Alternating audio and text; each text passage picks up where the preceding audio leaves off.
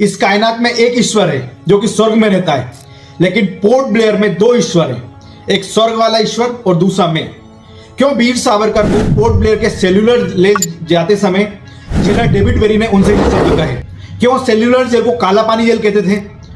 क्यों काला पानी जेल का इतना भयंकर इतिहास था कि कैदी यहां से जाने से बेहतर मौत को चुन लिया करता था? क्यों काला पानी जेल ना केवल भारत में बल्कि पूरे विश्व भर के इतिहास में रोंगटे खड़े कर देने वाली जेल के नाम से मशहूर है? जानने के लिए देखिए यह वीडियो।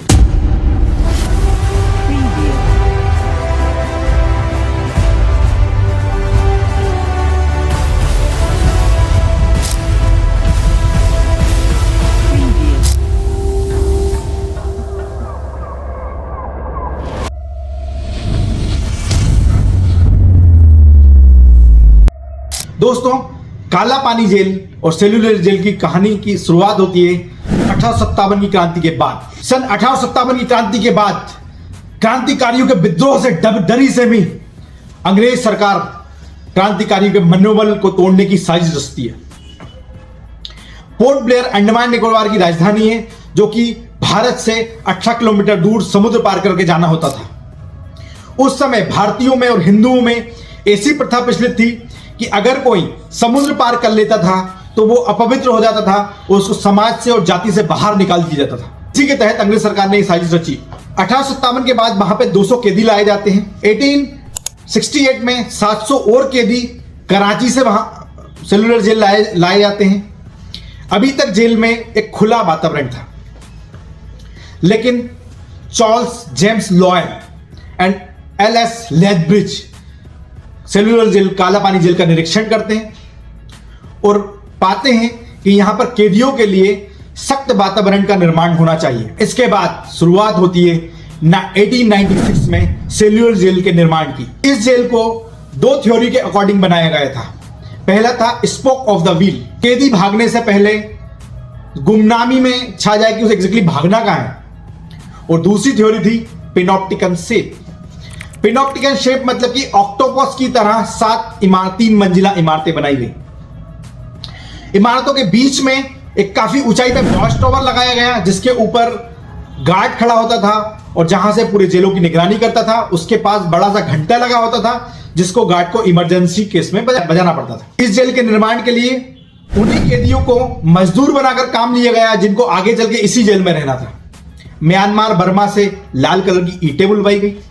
इस जेल में हर एक सेल 15x9 का था और 697 सेल्स थे, इसलिए इसे सेल्यूलर जेल कहा जाता था। इस जेल को बनाने के लिए उस समय 5,17,000 रुपए की राशि खर्च हुई थी। इस जेल में कैदियों को इतनी सख्त यातनाएं दी जाती थी जिसका आप अंदाजा भी नहीं लगा सकते। सुबह सुबह कैदियों को उठाया जाता था और मात्र 1 घंटे के समय में 700 कैदियों को फ्रेश और निर्वत होना पड़ता था। अगर आप निर्वत नहीं हुए तो कोड़े खाओ। यहां पे सबसे कठिन टास्क था कोल्हू का वेल। वहां पर एक कोल्हू था जिसमें नारियल से तेल को निकालने का काम होता था और बेल के रूप में कैदियों का उपयोग किया जाता था। वीर सावरकर अपनी किताब the transportation of my life में लिखते हैं, जिस कोल्हू को एक हट्टा कट्टा आदमी 15 से 20 राउंड लगाने के बाद चक्कर खाकर गिर पड़े, उस कोल्हू को दिन भर धकाना पड़ता था। दूसरा यहाँ का टास्क था नारियल के छिलके को छीलकर भूसी निकालना, जिससे रस्सी बनाई जाती थी। सभी टास्क के लिए टारगेट निश्चित थे, जैसे कि कोल्हू से 40 पाउंड करीब 18 किलो तेल निकालना और नारियल के छिलके को छीलकर 4 किलो जूट निकालना, जिससे रस्सी बनाई जाए। ये सारे टास्क नेक्स्ट टू इम्पॉसिबल हुआ करते थे। कैदी इनको पूरा नहीं कर पाते थे और सजा के तौर पर इनको फ्लॉगिंग मशीन पर हाथ, कमर और पैर द्वारा बांध दिया जाता था और इनके बटक्स पर कोड़े बरसाए जाते थे। रात रात भर कैदियों के हाथों को हथकड़ियों से बांधकर सेल के बाहर टांग दिया जाता था। इनके घुटनों के बीच में डंडा फंसा दिया जाता था ताकि ये पैर ना मोड़ पाए। ऐसी काफी सारी यातनाएं कैदियों को दी जाती थी। यहां का दूसरा सबसे बड़ा टॉर्चर था यहां का खाना। जंगली घास फूस वाली सब्जी, कीड़े वाली दाल और 24 घंटे में आधा लीटर पानी, जिससे पीने के लिए पानी जिससे आप मुंह भी न धोएं। या तो भूखे रहो और खाओ तो दस्त और डायरिया का शिकार। दोस्तों, कहीं कहीं कैदी सेल्स में ही पेशाब और सिट कर दिया करते थे और उसी के साथ उनको वहां पे खाना खाना पड़ता था और रात भर रहना पड़ता था। कैदियों के मनोबल को तोड़ने के लिए ही ये सब किया जाता था और हमारे वीर क्रांतिकारी दशकों तक इस जेल में रहे। बीच में क्रांतिकारियों ने इस जेल को एस्केप करने की भी कोशिश की। 284 कैदी एक साथ भागे, जिनको बाद में अंग्रेज सैनिकों द्वारा पकड़ लिया गया। कुछ ने वापस जेल में जाने के डर से अपनी हाथों की नसें काट के आत्महत्या कर ली। उस समय जेलर ने 87 कैदियों को एक साथ सामूहिक फांसी पर लटकाया था। चकगांव आर्म्स रॉबरी केस के 300 कैदी 1932 में इस जेल में आते हैं और बटुकेश्वर दत्त की अगुवाई में बेहतर अधिकारों के लिए भूख हड़ताल करते हैं। 44 दिन चली भूख हड़ताल को 45वें दिन अंग्रेज सैनिक गले में पाइप डालकर कैदियों के दूध उड़ेल देते हैं, जिसमें महावीर सिंह, मोहन किशोर नामदास और मोहित मोहित्रा के फेफड़ों में दूध चले जाने से निमोनिया हो जाता है और बाद में उनकी मृत्यु हो जाती है। 1932 से 1937 तक यहां पर भूख हड़ताल का दौर चलता है। इसी बीच भारत में भी इन कैदियों की रिहाई की मांग उठती है।